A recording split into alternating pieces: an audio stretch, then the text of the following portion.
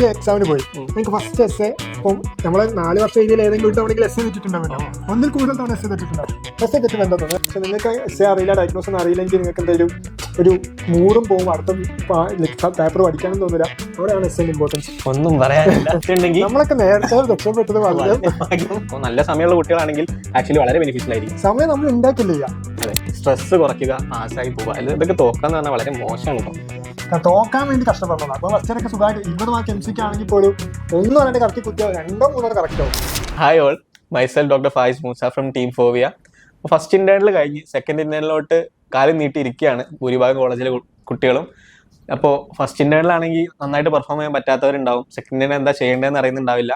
അതുപോലെ മോഡൽ എക്സാമും യൂണിവേഴ്സിറ്റിയൊക്കെ വരുന്നുണ്ട്.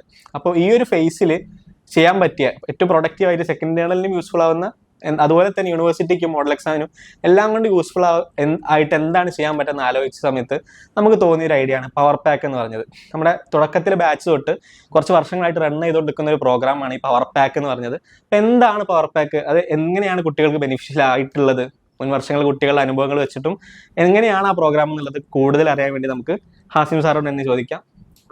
ഇതെന്താന്ന് വെച്ചാൽ ഇപ്പം നിങ്ങൾക്ക് ഇങ്ങനെ ഒരു സെക്കൻഡ് ആവറേജ് കഴിഞ്ഞിട്ട് ഒരു പെട്ടെന്നായിരിക്കും ഒരു നോട്ടീസ് വരിക, ഫൈനൽ ആവറേജ് ആവാനായിട്ടുണ്ട്, എൻ്റെ ഷെഡ്യൂള്, എൻ്റെ ടോപ്പിക് ഇല്ല, കാരണം ഫുൾ ടോപ്പിക്കാണ് ഫൈനൽ ആവറേജ് ഉണ്ടാവുക. കറക്റ്റ് ഒരു എത്തും പിടിയും കിട്ടാത്തൊരവസ്ഥയായിരിക്കും. കാരണം സെക്കൻഡ് ആവറേജ് കഴിഞ്ഞ് നിങ്ങൾ കുറച്ചിങ്ങനെ പഠിക്കായിരിക്കും, കോളേജസ് പോർഷൻസ് തീർക്കാനുള്ള ഓട്ടത്തിൽ. ഇപ്പോൾ ഞങ്ങളൊക്കെ സ്ട്രഗിൾ ചെയ്തതാണ്, ഞാനും മൂസയും ഞങ്ങളെ ഫോവിയ ടീം എല്ലാവരും ഫസ്റ്റ് ഇയർ സ്ട്രഗിൾ ചെയ്തതാണ് ഫൈനൽ ആവറേജിന് പഠിക്കാന്നുള്ളത്. യൂണിവേഴ്സിറ്റി അല്ല, കാരണം ഫൈനൽ ആവറേജ് നമ്മൾ ഫസ്റ്റോ സെക്കൻഡോ ഫൈനലെങ്കിലും പാസ്സായാലാണല്ലോ നമ്മളെ യൂണിവേഴ്സിറ്റി എഴുതിപ്പിക്കുക. അപ്പോൾ ഫസ്റ്റ് സ്റ്റെപ്പ് നമുക്ക് ഫൈനൽ ആവറേജ് നല്ല മാർക്കോടുകൂടി പാസ്സാവാന്നുള്ളതാണ്. അപ്പോൾ അത് ഭയങ്കര വലിയ സ്ട്രഗിളാണ്. കാരണം ഫൈനൽ ആവറേജ് ഒരു 1 വീക്കോളം, ചിലപ്പോൾ നമുക്ക് 1 വീക്ക് ലീവ് ഉണ്ടായിരുന്നു, കുറവായിരുന്നു.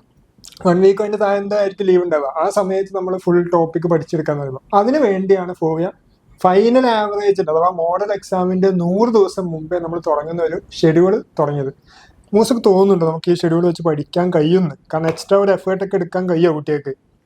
തീർച്ചയായും പറ്റുമെന്ന് തന്നെയാണ് എനിക്ക് തോന്നുന്നത്. കാരണം തുടക്കത്തിലൊരു ആകാംക്ഷ ഉണ്ടായിരുന്നു, കാരണം ഒരുപാട് വർക്കും ലോഗ് ബുക്ക് അങ്ങനത്തെ ഒരുപാട് വർക്കിലോടുള്ള ഒരു ബാച്ചാണ് ഇപ്പോഴത്തെ കുട്ടികൾ. അപ്പോൾ ഇത് പോസിബിൾ ആണെന്ന്. പക്ഷേ കമ്പയർ ചെയ്യുമ്പോൾ അവസാനത്തെ ഒരു 30 ദിവസം കൊണ്ട് സ്ട്രെസ് എടുത്ത് പഠിച്ച കുട്ടികളും ഒരു 100 ഡേയ്സ് മുമ്പേ പവർ പാക്ക് കുറച്ച് ഫൈനൽ ആവറേജിന്റെ 30 ദിവസത്തിന് മുന്നേ പഠിച്ചു തുടങ്ങിയ കുട്ടികളും ഫൈനൽ ആവറേജ് കഴിഞ്ഞിട്ട് ഫൈനൽ ആവറേജ് തട്ടിക്കൂട്ടി എഴുതി യൂണിവേഴ്സിറ്റിക്ക് വേണ്ടി സ്ട്രെസ് എടുത്ത് പഠിച്ച കുട്ടികളും, അതല്ല ഇത് ഭൂരിഭാഗം 100% അല്ലെങ്കിൽ പോലും ഒരു 50 to 60% ഇത് ഫോളോ ചെയ്ത കുട്ടികളുടെ സ്ട്രെസ് ലെവൽ തമ്മിൽ അത്ര വ്യത്യാസമുണ്ട്. പ്രിപ്പറേഷനിലും അവരുടെ റിസൾട്ടിലും അത് കാണാനുണ്ട്. അപ്പോൾ പോസിബിൾ ആണെന്ന് തന്നെയാണ് തോന്നുന്നത്. കാരണം ഒരുപാട് മെക്കാനിക്കൽ വർക്കൊക്കെ ചെയ്ത് എടുത്തിട്ട് ഇതിൽ കുറച്ച് ടൈം ഒരു ദിവസം ഒരു മണിക്കൂറെങ്കിലും ഇൻവെസ്റ്റ് ചെയ്താൽ അതൊരു വലിയ റിസൾട്ട് തന്നെ ഉണ്ടാക്കുന്നതാണ്. നമുക്കിത് എങ്ങനെയല്ലെന്ന് വെച്ചാൽ മക്കളെ, നമുക്കൊരു ദിവസം 100 ഡേയ്സ് ആയിട്ട് നമ്മുടെ ഷെഡ്യൂളാണിത്.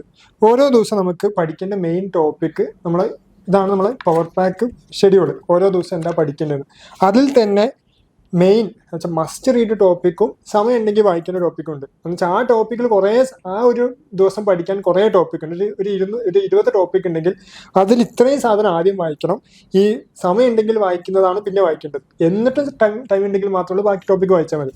അങ്ങനെ നമ്മൾ 100 ദിവസത്തിൻ്റെ ഷെഡ്യൂൾ, 90 ഡേയ്സ് ടോപ്പിക്കും 10 ഡേയ്സ് എക്സാം റിവിഷൻ പോലെയാണ് നമ്മളൊരു 100 ഡേയ്സ് ഷെഡ്യൂൾ.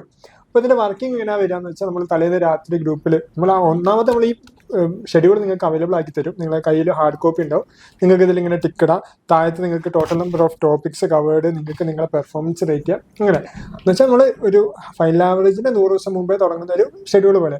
അപ്പോൾ വീണ്ടും ഞാൻ ചോദിക്കാം മൂസ, നമുക്ക് ഇപ്പം പഠിക്കുന്നതിൻ്റെ ഇടയ്ക്ക് എനിക്ക് തോന്നുന്നുണ്ടോ ലൈക്ക് ഒന്നാമത് നല്ല സ്ട്രഗിളാണ്, അതിൻ്റെ ഇടയ്ക്ക് ഇവർക്ക് ഈ ഒരു സാധനം നോക്കി ഇത്രയും ടോപ്പിക്കാന്ന് വെച്ചാൽ പണ്ടെന്നോ പഠിച്ച ഫസ്റ്റ് ആവറേജ് ടോപ്പിക്കൊക്കെ എൻ്റെ ഇടയ്ക്ക് പഠിക്കാൻ കഴിയുമോ? ഫസ്റ്റ് ഓഫ് ഓൾ ബുദ്ധിമുട്ട് തന്നെയാണ്. പിന്നെ ഈ പറഞ്ഞ പോലെ ഈ സ്ട്രഗിളിന്റെ അടുക്ക് ഒരുപാട് ബുദ്ധിമുട്ടിന്റെ പഠിക്കാൻ ബുദ്ധിമുട്ടാണ്. അതിനുള്ള ഒരു സൊല്യൂഷനാണ് ഗ്രൂപ്പിൽ ഇതെങ്ങനെ നമ്മൾ ഇത് അവതരിപ്പിക്കുന്നത്. കാരണം ഒരു കുട്ടി ഇത് തുറന്നു നോക്കുമ്പോൾ 20 ടോപ്പിക് ഉണ്ട്. ആ 20 ടോപ്പിക് എങ്ങനെയാ പഠിക്കേണ്ടത്, എന്താ പഠിക്കേണ്ടത് എന്നുള്ള ഐഡിയ ഉണ്ടല്ലോ. നമ്മളിപ്പം അതിൽ ഈ ഒരു ഇതാണ് ഏറ്റവും ഇമ്പോർട്ടന്റ് ടോപ്പിക് എന്ന് പറഞ്ഞാൽ പോലും ഇതെന്നെ പഠിക്കാൻ, ഇതെങ്ങനെ പഠിക്കണം എന്ന് അറിയാത്തവരുണ്ടാവും. ടെക്സ്റ്റ് ബുക്ക് വായിക്കണോ, വീഡിയോ കാണണോ, നോട്ട് വായിക്കുന്ന ഐഡിയ ഉണ്ടാവില്ല. അതിന് നമുക്ക് എന്താ ചെയ്യാം?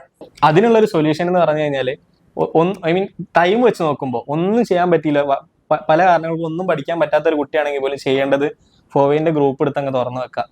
നമ്മുടെ കയ്യിൽ വേറൊരു മെറ്റീരിയൽ ഉണ്ട്, ഫോവിയയുടെ പവർ പാക്ക് എസ്സേസ്. അതായത് ഈ പവർ പാക്കിൽ ഓരോ ദിവസവും ഉള്ള ടോപ്പിക്കിൽ നിന്ന് ഉള്ള ഇമ്പോർട്ടൻ്റ് ആയിട്ടുള്ള ക്ലിനിക്കൽ ഓറിയന്റഡ് എസ്സേസ്. കാരണം നിങ്ങൾക്ക് അറിയാം 10 മാർക്കിന്റെ 2 എസ്സേ ആണ് നിങ്ങൾ ചോദിക്കുന്നത്, അതിലൊന്ന് ക്ലിനിക്കൽ ഓറിയന്റഡും ആണ്. അപ്പോൾ അങ്ങനെ നിങ്ങൾക്ക് ക്യൂറേറ്റ് ചെയ്ത് വെച്ചിട്ടുള്ള എസ്സേ ആണ്. അപ്പോൾ ആ ഗ്രൂപ്പിൽ ഈ ബുക്കിലുള്ള ഓരോ ദിവസവും അന്നന്നത്തെ ഏറ്റവും ഇമ്പോർട്ടൻ്റ് ആയിട്ടുള്ള എസ്സേന്റെ ഡിസ്കഷൻ ഉണ്ടാവും. അപ്പോൾ നമുക്ക് നോക്കിയാൽ പറയാം. അപ്പോൾ നമുക്ക് ഇതാണ് നമ്മളെ പവർ പാക്ക് ഷെഡ്യൂൾ. ഇതിന് ഡെയിലി കറസ്പോണ്ടിങ് ആയിട്ട് എസ്സേസ് ആണ് നമ്മളെ പവർ പാക്ക് എസ്സേ ബുക്ക് എന്ന് പറയുന്നത്.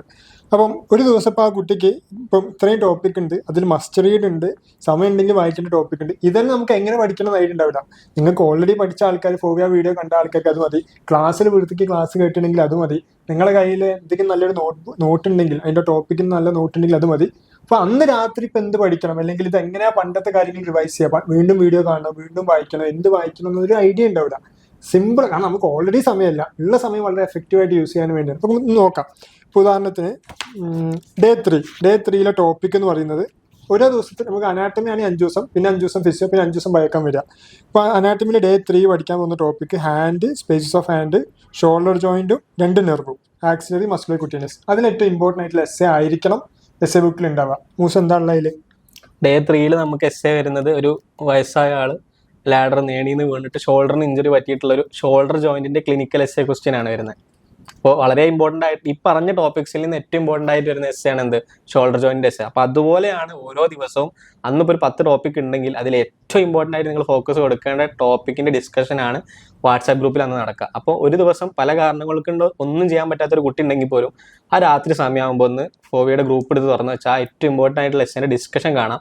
ഇനി ആ ഡിസ്കഷൻ കഴിഞ്ഞാൽ ഫോവിയുടെ ആപ്പിന്റെ അകത്ത് ഇതിന്റെ ഡീറ്റെയിൽഡ് സൊല്യൂഷൻ എങ്ങനെയാണ് നിങ്ങൾ യൂണിവേഴ്സിറ്റിക്ക് ഇത് പ്രസന്റ് ചെയ്യേണ്ടത്, അതുപോലെ ഹെഡിങ്സും സബ് ഹെഡിങ്സും ഡയഗ്രാംസും ഒക്കെ ഉള്ള ഒരു എസ്സേ സൊല്യൂഷൻ എന്തിലുണ്ട്, ആപ്പിന്റെ അകത്തുണ്ട്. ഈ 90 ദിവസത്തിനുള്ള 90 ദിവസത്തെ എസ്സേന്റെ സൊല്യൂഷൻസ് ഉണ്ട്. നമുക്ക് ഇതെന്ന് പറയുന്നത് എസ്സേ ബുക്ക്, ലൈക്ക് നമ്മൾ ഈ പവർ പാക്ക് ഷെഡ്യൂളിൽ കറസ്പോണ്ടിങ് ആയിട്ട് ഇപ്പം ഈ വേറെ ദിവസം എടുക്കുന്നത് നോക്കാം.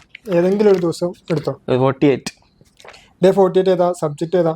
അനാട്ടമി അബ്ഡമൻ അല്ല, വേണ്ട നമുക്ക് വേറെ സബ്ജക്റ്റ് ആക്കല്ലേ, ഫിസിയോളജി എടുക്കാം. Cardiovascular system day 53. Day 53 cardiovascular സിസ്റ്റത്തിൽ ഇതിൽ ടോപ്പിക് ഉണ്ട്, ഫങ്ഷണൽ ഓർഗനൈസേഷൻ, കാർഡിയാക് മസിൽ, അതല്ലേ? അപ്പോൾ അതിൽ നോക്കണേ മക്കളെ, ടോപ്പിക് ഉള്ളത് functional organisation, cardiac muscle, conducting system, electrophysiology of heart. അതിലെന്താണ് ഏറ്റവും ഇമ്പോർട്ടൻറ്റ് എസ്സേ എന്ന് പറഞ്ഞാൽ, draw and label the pacemaker potential of the heart, draw and label the conduction system of heart, describe the origin and spread of cardiac impulse with the help of diagram. ഓർമ്മയില്ലേ നമ്മൾ ഈ ടോപ്പിക്കൊക്കെ പഠിച്ചത്? കാരണം അന്നത്തെ ദിവസം ഏറ്റവും important ആയിട്ട് പഠിക്കേണ്ടതാ. At least ഈ ടോപ്പിക്ക് നിങ്ങൾ വായിച്ച്, ഈ ഒരു എസ്സേങ്കിലും വായിച്ചു നോക്കിയാൽ രക്ഷപ്പെടും. അതിന് ഡീറ്റെയിൽ സൊല്യൂഷൻ എവിടെ ഉണ്ട്? ഒന്ന് നമ്മൾ ഗ്രൂപ്പിൽ ഡിസ്കസ് ചെയ്യും, ഡീറ്റെയിൽ ആയിട്ട് ഫോവിയുടെ ആപ്പിൽ നിങ്ങൾക്ക് അതിന്റെ ഡീറ്റെയിൽ സൊല്യൂഷനും കിട്ടുന്നതാണ്. അതുപോലെ തന്നെ 20 മാർക്കിന് എസ്സേ ഉണ്ട്. അപ്പൊ എസ്സേന്റെ ഇമ്പോർട്ടൻസ് മനസ്സിലാക്കാൻ വേണ്ടിയിട്ടാണ് ഈ എസ്സേ ഡിസ്കഷൻ, ഈ എസ്സേന്റെ ബുക്കും. അതുപോലെ തന്നെ കാണിച്ചോട്ടെ, ഈ എക്സാമിന് പോയി എനിക്ക് ഫസ്റ്റ് എസ്സേ, ഇപ്പം നമ്മള് 4 വർഷം എഴുതിയിൽ ഏതെങ്കിലും ഒരു തവണയെങ്കിലും എസ്സേ തെറ്റിട്ടുണ്ടാവുമല്ലോ, ഒന്നിൽ കൂടുതൽ തവണ എസ്സേ തെറ്റിട്ടുണ്ടാവും. എസ്സേ തെറ്റുമ്പോൾ എന്താ തോന്നുന്നത്? എസ്സേ ഇറങ്ങിയിട്ടാണല്ലോ മനസ്സിലാവും എസ്സേന്റെ ഡയഗ്നോസ് തെറ്റിയത്. എന്തായിരിക്കും എന്റെ അവസ്ഥ? പൊട്ടും. അന്നത്തെ പേപ്പർ വെച്ചിട്ട് എസ്സേ പോയി കഴിഞ്ഞാൽ പൊട്ടാം, കാരണം ബാക്കി സാധ്യത കൂടുതലാണ്. ചിലപ്പോ കാരണം ബാക്കി എല്ലാം പോയിട്ടുണ്ടെങ്കിൽ എസ്സേയും കൂടി പോയാൽ തീരുമാനമാവും.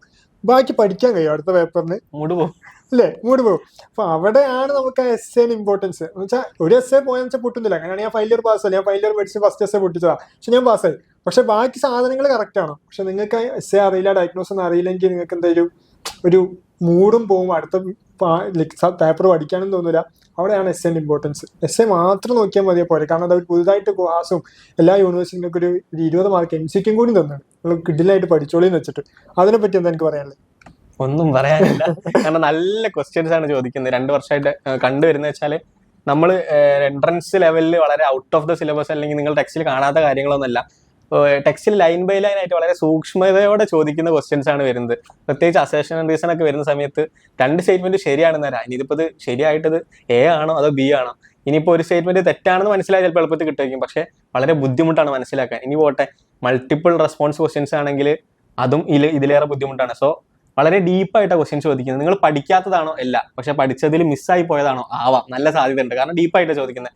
സോ അതിനെന്താ ഒരു സൊല്യൂഷൻ ഉള്ളത്? കാരണം 20 മാർക്ക് എസ്സേ ഉണ്ടെങ്കിൽ നമ്മളൊക്കെ നേരത്തെ രക്ഷപ്പെട്ടത്. അപ്പൊ 20 മാർക്കിന് എസ്സേ ഉണ്ടെങ്കിൽ 20 മാർക്കിന് MCQ ഉണ്ട്. കാരണം എസ്സേ എന്ന് പറഞ്ഞാൽ ഇൻപുട്ട് ഔട്ട്പുട്ട് റേഷ്യോ എടുക്കുന്ന സമയത്ത് എത്ര എഴുതി കഴിഞ്ഞാലും ചിലപ്പോൾ 10 മാർക്കിന്റെ എസ്സേന് മാക്സിമം കിട്ടാൻ പോകുന്ന 8 7 പക്ഷെ ഈ 10 MCQ ശരിയാക്കിയാൽ 10 മാർക്ക് കിട്ടും. സോ എസ്സേ ഇമ്പോർട്ടന്റ് ആണ്, MCQ ഇമ്പോർട്ടന്റ് ആണ്. സ്ട്രൈക്ക് റേറ്റ് എങ്ങനെ നമുക്ക് കൂട്ടാം? കാരണം അവിടെയാണ് നമ്മളെ ഈ പവർ പാക്കിന്റെ കൂടെ തന്നെ നമുക്കിപ്പോൾ നടന്നുകൊണ്ടിരിക്കുന്ന പ്രോഗ്രാമാണ് 2020 MCQ ചാലഞ്ച്.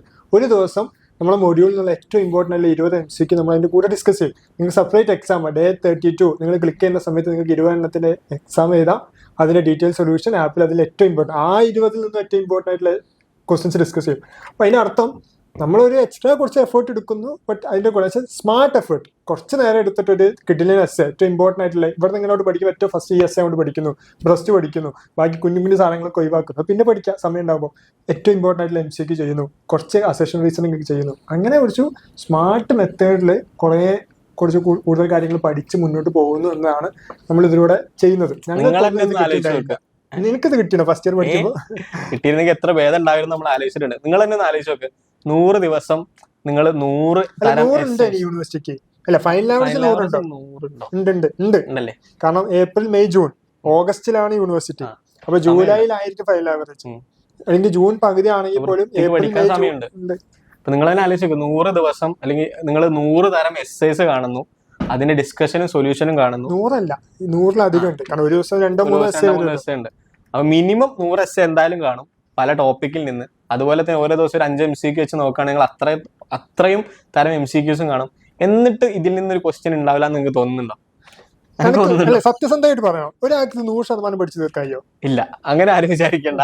കാരണം കുറച്ച് ബുദ്ധിമുട്ട് തന്നെയാണ്. കാരണം നമുക്കറിയാം ഒരുപാട് കാര്യങ്ങൾ നമുക്ക് അല്ലാതെ ചെയ്യാനുണ്ട്. പക്ഷെ ഇതിന്റെ ഒരു പകുതി 50% ഫോളോ ചെയ്ത കുട്ടികൾ ഉണ്ടായിട്ടുണ്ട് കഴിഞ്ഞ വർഷങ്ങളിൽ. അവരുടെ ഫീഡ്ബാക്ക് വെച്ചിട്ടാണ് പറയുന്നത്, അല്ലാതെ ഒരു തുഗ്ലക്ക് പരിഷ്കരണമല്ല, ഇമ്പോസിബിൾ ആയിട്ടുള്ള സാധനമല്ല. നടന്നുകൊണ്ടിരിക്കുന്ന ഇത് എല്ലാ വർഷവും വിജയിച്ച സാധനം ഞങ്ങൾ വീണ്ടും കുറച്ചുകൂടി മോഡിഫൈ ചെയ്തിട്ട്. കാരണം മുമ്പ് ഒരു ദിവസം 3 സബ്ജക്ട് ആയിരുന്നു, ഇതിപ്പം ഒരു സബ്ജക്റ്റിന് ഒരു ദിവസം, അങ്ങനെ 5 ദിവസം ഒരു സബ്ജക്ട്, അങ്ങനെയാണ് പോകുന്നത്. ഫസ്റ്റ് പവർ പാക്കിൽ ഒരേ ദിവസം 3 സബ്ജക്ട് പഠിക്കാനുണ്ടായിരുന്നു. അപ്പൊ കുട്ടികളുടെ ഫീഡ്ബാക്ക് അനുസരിച്ച് നമ്മൾ മാറ്റി കണ്ടിന്യൂസ് ആയിട്ട് 5 ഡേയ്സ് ഒരു സബ്ജക്ട്, ആദ്യം 5 ദിവസം അനാട്ടമി, പിന്നെ ഫിസിയോളജി, പിന്നെ ബയോകെമിസ്ട്രി. അപ്പൊ 15 ദിവസം ഒരു സൈക്കിൾ കഴിഞ്ഞാൽ ഇതന്നെ കറസ്പോണ്ടിങ് പഠിക്കണമെന്നില്ലല്ലോ. ഇപ്പൊ അവർക്ക് ഇപ്പൊ സെക്കൻഡ് ആവറേജ് ടോപ്പിക് ആണെങ്കിൽ അത് പഠിച്ചാൽ ടിക്കറ്റ് പോയാൽ മതി. ഫസ്റ്റ് ഇന്റേണൽ ടോപ്പിക് ആയിരിക്കും ആദ്യം തുടങ്ങാം. നിങ്ങൾക്ക് സെക്കൻഡ് ഇന്റേണൽ ആണ് എക്സാം വരുന്നത്. അപ്പൊ നിങ്ങൾ എന്താ ഒരു ഡേ 45 നോക്കുന്ന സമയത്ത് സെക്കൻഡ് ഇന്റേണൽ ടോപ്പിക് ആയിരിക്കും, അത് വെച്ചങ്ങ് തുടങ്ങാം. എന്നിട്ട് ഇതിലുണ്ടാവും. സൊല്യൂഷൻസ് ആപ്പിലുണ്ട്. ഡിസ്കഷൻ ഗ്രൂപ്പിൽ ഇല്ലെങ്കിൽ പോലും ഡിസ്കഷൻ ജസ്റ്റ് വായിക്കാൻ നിങ്ങൾക്ക് 2 ബെനിഫിറ്റാണ്. നിങ്ങൾ ഇതും പഠിച്ചു, വെറുതെ ഗ്രൂപ്പ് നോക്കിയാൽ ഫസ്റ്റ് ഇന്റേണൽ ടോപ്പിക്കും പഠിച്ചു. അപ്പോൾ നല്ല സമയമുള്ള കുട്ടികളാണെങ്കിൽ ആക്ച്വലി വളരെ ബെനിഫിഷ്യൽ ആയിരിക്കും. സമയം നമ്മൾ ഉണ്ടാക്കില്ല. അതെ അല്ലേ? സമയം എല്ലാവർക്കും 24 മണിക്കൂർ, നമ്മൾ 4 മണിക്കൂർ റീൽസ് കാണാൻ പോകുന്നതുകൊണ്ടാണല്ലോ സമയം ഇല്ലാത്തത്. അതെ, സമയം വേണമെന്ന് വെച്ചാൽ നമുക്ക് സുഖമായിട്ട് ഉണ്ടാക്കാം. ഒരു ദിവസം 1 മണിക്കൂർ ഇൻവെസ്റ്റ് ചെയ്യണോ അല്ലെങ്കിൽ 4 മണിക്കൂർ പഠിക്കാൻ ഇൻവെസ്റ്റ് ചെയ്യണോ എന്നുള്ളത് അൾട്ടിമേറ്റ്ലി നമ്മുടെ തീരുമാനം. വേണമെന്ന് വെച്ചാൽ സമയമൊക്കെ ഉണ്ട്. അത്ര തന്നെ മക്കളെ, കുറച്ച് നമ്മൾ എക്സ്ട്രാ എഫേർട്ട് എടുത്താൽ, കാരണം ഇതിനൊന്നുമല്ല ഈ ഫൈനൽ ആവറേജ് കഴിഞ്ഞിട്ട് 30 ദിവസം സ്റ്റഡി ലീവ് വരും. അവിടെയാണ് കിളിപാറ. എന്താ ചെയ്യുന്നത് ഒരു ഐഡിയ ഉണ്ടാവില്ല. കാരണം ഫസ്റ്റ് ആവറേജ് ഫുൾ ബുക്ക് ഇങ്ങനെ ഗൈറ്റനും ഗനവും ഒക്കെ ഇങ്ങനെ നിങ്ങൾ ടേബിളിൽ മുന്നിൽ നോക്കി നിങ്ങൾ ചിരിക്കുന്നുണ്ടാവും. അവിടെ നമുക്ക് കുറച്ചുകൂടി സ്മൂത്ത് ആയിട്ട് എളുപ്പത്തിൽ 30, കാരണം ഇതേ സാധനമാണ് നമ്മൾ 30 ദിവസം കൊണ്ട് വീണ്ടും പഠിക്കാൻ പോകുന്നത്.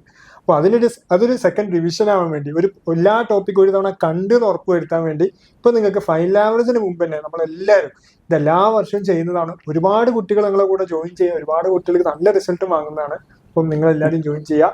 ഇതിലൂടെ നിങ്ങൾ ചെയ്യുന്ന നമ്മുടെ ഉമർ സാർ എപ്പോഴും പറയുന്ന കാര്യമാണ് എന്ത്, ടോപ്പിക്കിന്റെ ഫ്രഷ്നെസ് നഷ്ടപ്പെടുത്തുക. അതായത് ഇത് മൊത്തം അല്ലെങ്കിൽ പോലും ഭൂരിഭാഗം കവർ ചെയ്ത് കഴിഞ്ഞാൽ അത്രയും ടോപ്പിക്സിന്റെ ഫ്രഷ്നെസ്, അതായത് അത് നിങ്ങൾക്ക് പുതിയതല്ല. നിങ്ങൾ പിന്നെ യൂണിവേഴ്സിറ്റിന്റെ 30 ദിവസത്തെ സ്റ്റഡി ലീവിന് ആ ടോപ്പിക് എടുക്കുമ്പോൾ നിങ്ങൾക്ക് അറിയാം, ഓർമ്മ ഉണ്ടാവും.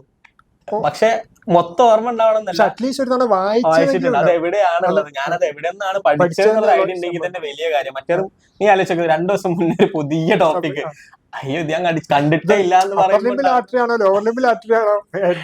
അതിനേക്കാൾ ഭേദം എന്താണ്, ഇത് ഒരു വട്ടം വായിച്ചത് സെക്കൻഡ് റിവിഷൻ അത്ര സമയം എടുക്കൂല ആദ്യം പഠിച്ചതിന്റെ അത്ര. സോ ഫ്രഷ്നെസ് നഷ്ടപ്പെടുത്തുക, സ്ട്രെസ് കുറയ്ക്കുക, പാസ്സായി പോവുക. ഇതൊക്കെ തോക്കാന്ന് പറഞ്ഞാൽ വളരെ മോശമാണ് കേട്ടോ. തോക്കാൻ വേണ്ടി കഷ്ടപ്പെടണം. അപ്പൊ ഫസ്റ്റ് ഇയറൊക്കെ സുഖമായിട്ട് 20 മാർക്ക് MCQ ആണെങ്കിൽ പോലും 1 പറഞ്ഞിട്ട് കറക്റ്റ് കുത്തിയാവും, 2 3 കറക്റ്റ് ആവും. അത് നമ്മൾ വൃത്തിക്കുന്ന ഒരു 15-16 നമ്മൾ എത്തിക്കലാണ് നമ്മളെ. ഓക്കെ, അപ്പോൾ ഓക്കെ ഗൈസ്, നമുക്ക് പവർ പാക്ക് പ്രോഗ്രാമായിട്ട് വീണ്ടും കാണാം. Bye, all the best.